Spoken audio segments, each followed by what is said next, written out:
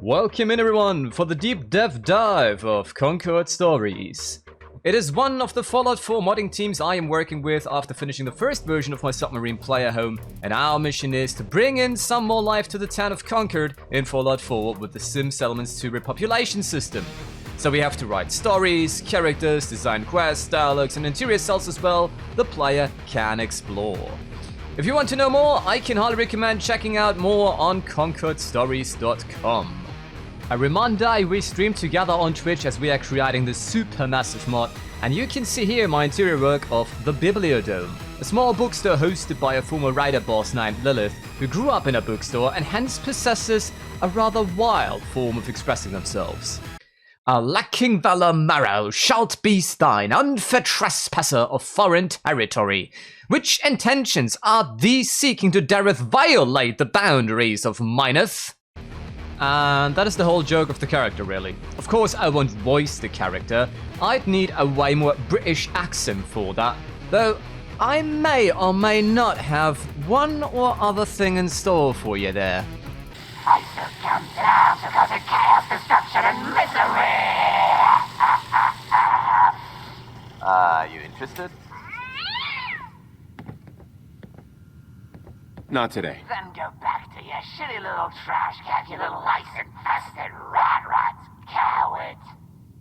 The idea of the Bibliodome is pretty straight. A small, dark, and dusty bookstore. Oh, the dust. The place isn't that dusty!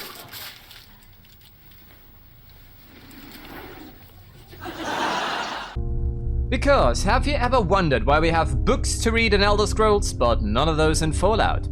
Me too! There are very few mods or Nexus mods that bring in some books, though it's often copies of another work. But in 200 years, you would think new writers emerged and all books have been restored. That's where the idea of the Bibliodome came up. A bookstore in which you can actually buy books and read them. There are countless notes and terminals in the wasteland, so why not also books? Which of course comes with a little problem. Writing the stories.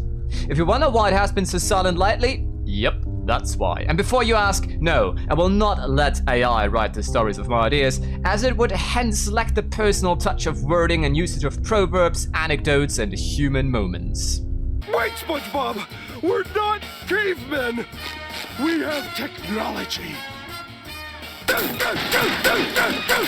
Now, don't get me wrong, using AI as a tool like autocorrection in text and programming, color filters and image manipulation programs and cameras, or in rendering sounds and videos from a software program is awesome. But it should never replace the artists themselves, as individuality makes the difference between art and competence. And competence is something AI may be capable of, with stealing from other examples beforehand, but developing new creative ideas and adding a personal touch to it is up to a human being. I still remember how people were saying AI will replace the hard jobs and we will be able to focus on literary art and poetry. Yeah, so much for that. Wherever there's money, there will be corruption to enslave people. Anyway, back to the topic.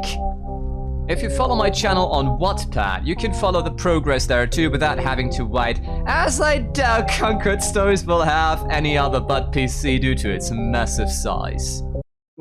That's what she said. However, it makes no sense in writing stories without the place where you can buy them, so building the bookstore was the first priority.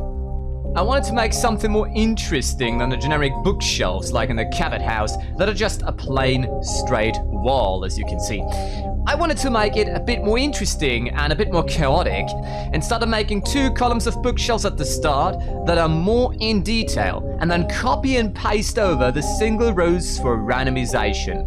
In some cases, change some of the single books or adapt their placement slightly so it feels more lived in and a little bit more chaotic.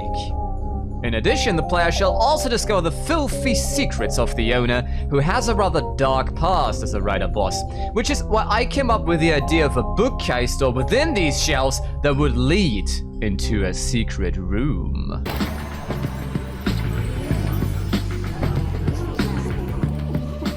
Oh man, Rick, this is pretty weird. Don't judge, Morty. Okay, alright, well, Green Foxhole, the team leader, was working on creating a door for me that would fit and has books in it too, so it doesn't look lost between all the other shelves nearby. I simply had to place it in myself and then test it. As the collision of the player was problematic though, we had to get another bookshelf above it that has no collision at all, so that the player can pass it without any issues and go through the personal logs of the former raider boss to know more from them. Or of them?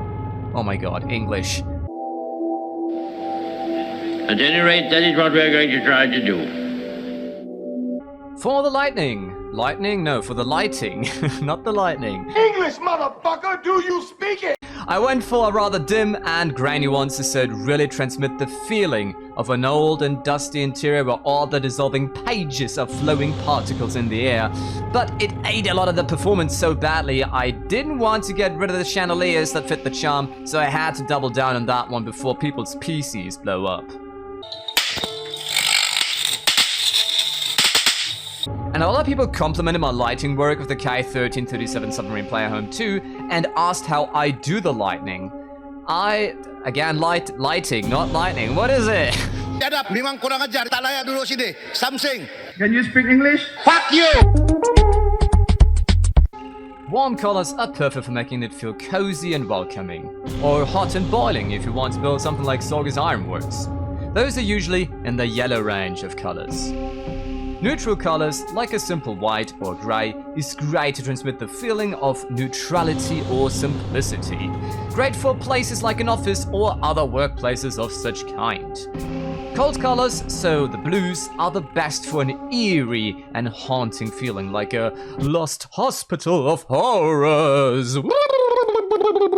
Ooh, it is Agedius, the Asian antagonist of... what? Yeah, you can make it up yourself. For the Bookstore, I went with warm colors to make it feel cozy and welcoming, but the grain and the guard rays, the additional camera dust, and a decreased distance fog of the cell adds a slight undertone. So whenever you make a cell and don't know what to build, go by the fields. And that pretty much sums it all up for the Bibliodome of Concord Stories. I'm also working on more ideas, but we'll cover these another time, another day. Thank you for watching.